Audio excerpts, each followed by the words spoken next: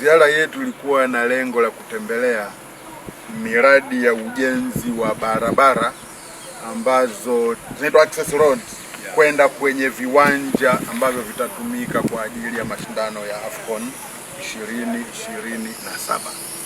Niseme kazi hizi hadi tarehe 30 mwezi wa 7 zilikuwa 0%.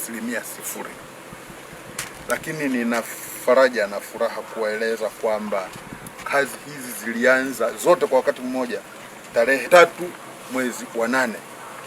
Lakini leo hii tunavyozungumza, kwa mfano zile za kule Kigamboni, wale wamefikisha 75% ya kazi inayotakiwa kufanyika kule. Ukienda pale uwanja wa Taifa, wao wana asilimia kati ya 15 na 20. Ukija uwanja wa Leaders, wenyewe wana asilimia 68 mpaka 70 hivi kutokana na maelezo ya wahandisi hawa, na hapa tumekuja kuna asilimia 20. Kwa hiyo ukitafuta average tuko kwenye karibia asilimia 50 kwa kazi hizi ambazo zimeanza tarehe 3 mwezi wa 8. Kote tumetoa maelekezo.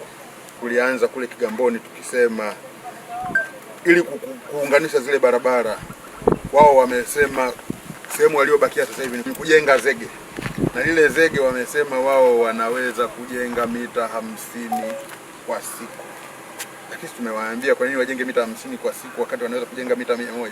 Wanaweza kujengaje mita 100? Ni kwamba wakianza 50 kule, 50 nyingine waanze mwisho. Ninashukuru sana kwa ushauri ambao wameutoa mhandisi Mativila ambaye ni naibu katibu mkuu miundombinu, na wameupokea.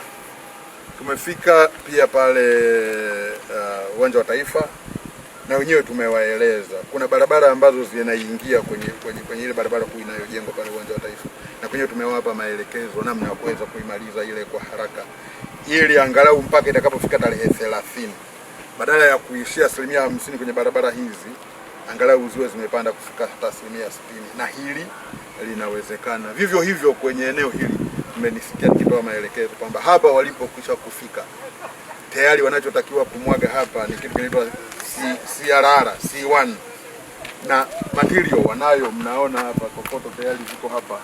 Wao ni kuchanganya na simenti, wananiambia wanayo hapa na kila kitu. Watengeneze hapa, wamwage hapa, na tukiacha hapa chini ambapo tayari kuna maji kidogo ambako wanasubiri patulie, na ule upande wa chini wanaweza kufanya hivyo. Hii itasaidia pia kuongeza asilimia kwenye utekelezaji wa kazi hii, na nimeshauri upande zote kwamba badala ya kufanya kazi kwa masaa 12 wafanye masaa 24, na hii inawezekana. Tumeona kule Kigamboni wanafanya kazi kwa masaa 24, na ndio maana unaona hata asilimia yao imepanda kufika asilimia 75.